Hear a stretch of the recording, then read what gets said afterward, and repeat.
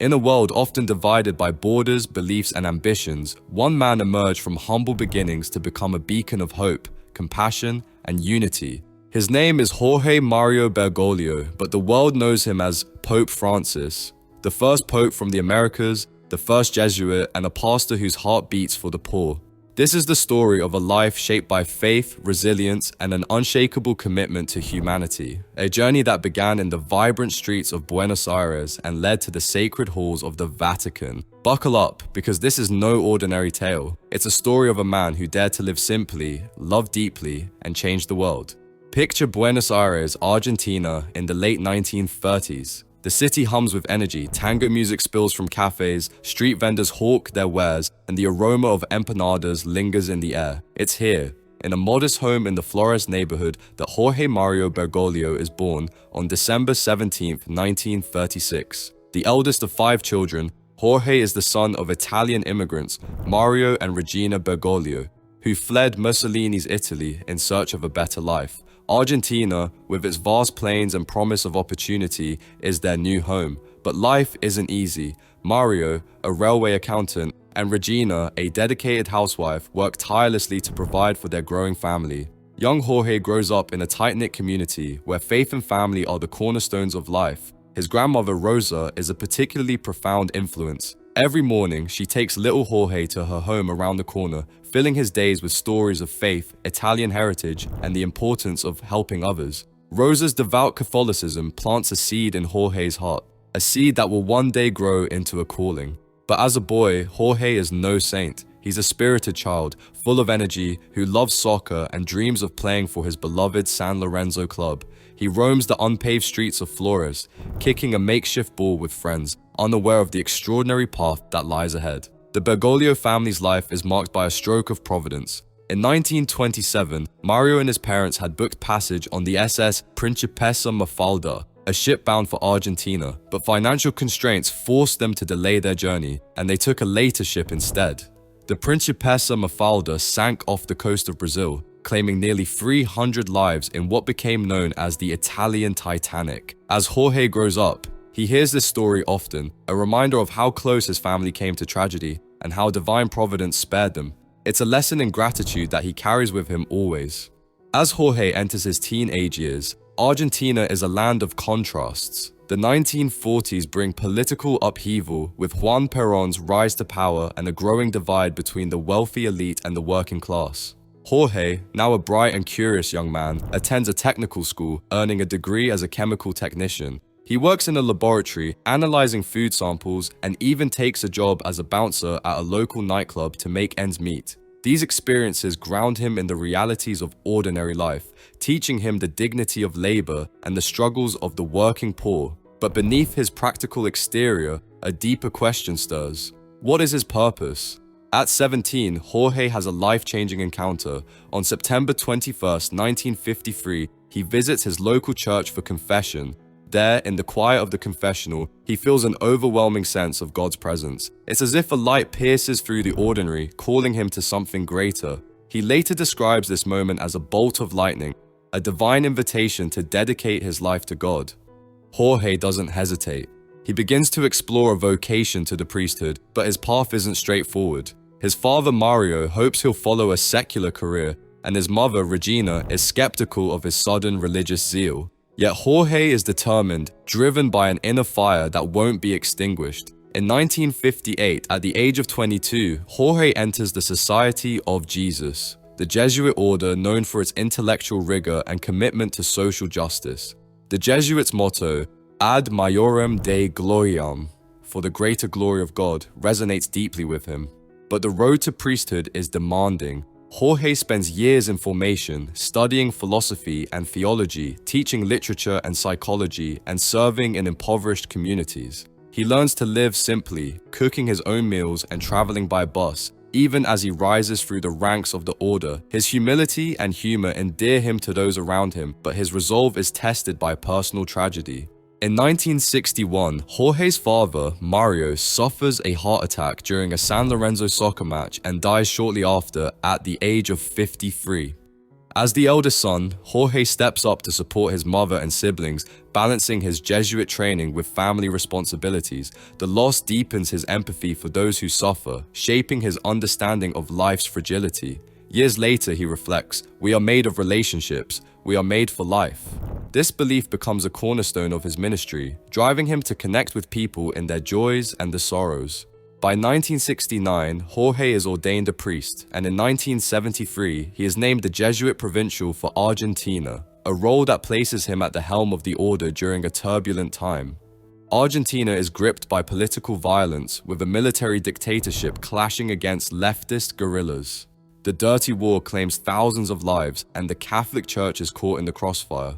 Father Bergoglio navigates this chaos with a delicate balance of courage and caution. He works to protect his fellow Jesuits, some of whom are targeted for their social activism, while maintaining dialogue with authorities to avoid further violence. Critics later accuse him of not doing enough to oppose the regime, but those closer to him describe a man who acted quietly, saving lives behind the scenes. He hides dissidents in Jesuit colleges, secures safe passage for others, and even risks his own safety to advocate for the marginalized. In 1992, Bergoglio's life takes another turn when he is appointed Auxiliary Bishop of Buenos Aires. He chooses as his episcopal motto, "Miserando atque eligendo," by having mercy and choosing, a phrase from Saint Bede that reflects his belief in God's merciful call.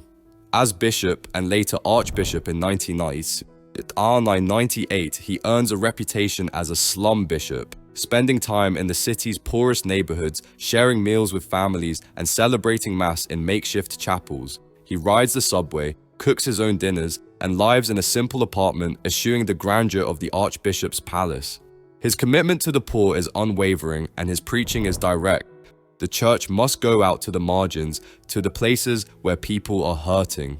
In 2001, Pope John Paul II names Bergoglio a cardinal, a role that elevates him to the global stage. Yet he remains the same humble pastor, carrying his own bags and refusing lavish accommodations. He gains attention for his outspoken critiques of economic inequality and environmental degradation, themes that will define his papacy. When Pope Benedict XVI resigns in 2013, the world turns its eyes to the Vatican. The conclave of cardinals gathers to choose a successor, and after 5 ballots, a name emerges: Jorge Mario Bergoglio. On March 13, 2013, he steps onto the balcony of St. Peter's Basilica as Pope Francis, the 266th Pope of the Catholic Church. The crowd in St. Peter's Square erupts in cheers, but Francis silences them with a simple gesture. "Buonasera," he says with a smile. Good evening. It's a moment of disarming humility, a signal that this papacy will be different. He chooses the name Francis in honor of Saint Francis of Assisi, the 13th century saint known for his love of the poor and creation. As Cardinal Claudio Hummes whispered to him during the conclave, "Don't forget the poor," words that echo in his heart. Francis rejects the opulence of the papal apartments, opting to live in a modest guest house, the Casa Santa Marta. He drives a simple Fiat, washes the feet of prisoners, and embraces the sick and marginalized. The world takes notice, dubbing him the People's Pope. Francis's papacy is a whirlwind of reform and outreach. He tackles corruption in the Vatican, streamlines the Curia, and opens the Church to dialogue with other faiths. In 2015, he releases Laudato Si', an encyclical on the environment that calls for urgent action against climate change, earning praise from scientists and activists. He champions migrants and refugees, visiting the island of Lampedusa to highlight their plight and criticizing the globalization of indifference. His 2016 exhortation, Amoris Laetitia, the joy of love, urges a more compassionate approach to family issues, sparking both admiration and controversy. Francis doesn't shy away from tough topics, advocating for the poor, denouncing unchecked capitalism, and promoting interfaith unity. Yet his reforms face resistance. Conservative critics accuse him of diluting doctrine, while progressives push for bolder changes. In 2017, a group of clergy and scholars issue a filial correction alleging heresy, a rare rebuke of a sitting pope. Francis responds with calm, meeting with critics and emphasizing dialogue over division. He admits mistakes too, as in the case of Mauro Inzoli, a priest accused of child abuse whom Francis initially spared from defrocking, only to reverse the decision after further evidence. "I did not understand these things well," he later confesses, showing a rare vulnerability for a pope. Francis's personal encounters leave lasting impressions. In 2016, he visits a refugee camp in Lesbos, Greece, washing the feet of migrants and declaring, "We are brothers and we want to live in peace." In 2021, he travels to Iraq despite security threats, meeting Grand Ayatollah Ali al-Sistani in a historic gesture of Christian-Muslim unity. He consoles survivors of clergy abuse, listens to the stories of the poor, and brings joy to millions at World Youth Day events. His actions speak louder than words, embodying the gospel's call to love one another. As Francis ages, health challenges arise. Chronic lung disease and bouts of bronchitis slow him down, but his spirit remains vibrant. In January 2025, he publishes his memoir, Hope, sharing reflections on a world shaped by war, economic crises, and pandemics. He writes of his family's near miss on the Principessa Mafalda, his father's death, and his vow to avoid television after an offensive broadcast, a glimpse into the man behind the papal robes. He also reveals his wish to be buried at Santa Maria Maggiore, not St. Peter's Basilica, a final act of simplicity.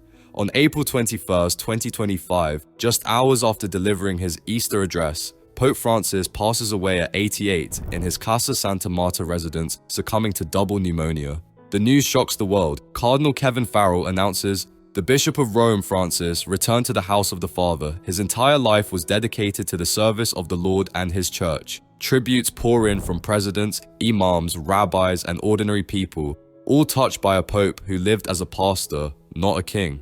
Pope Francis's legacy is one of bridges, not walls. He showed the world that faith is not about rules or riches, but about relationships with God, with each other, and with the earth. His life was a testament to the power of humility, the courage to reform, and the joy of the gospel. As he once said, "No one can save themselves alone." Through his actions, he invited us all to journey together, to embrace the vulnerable, and to hope for a better world. And that, dear friends, is the story of Pope Francis, a man who, from the streets of Buenos Aires to the heart of the Vatican, reminded us what it means to be human.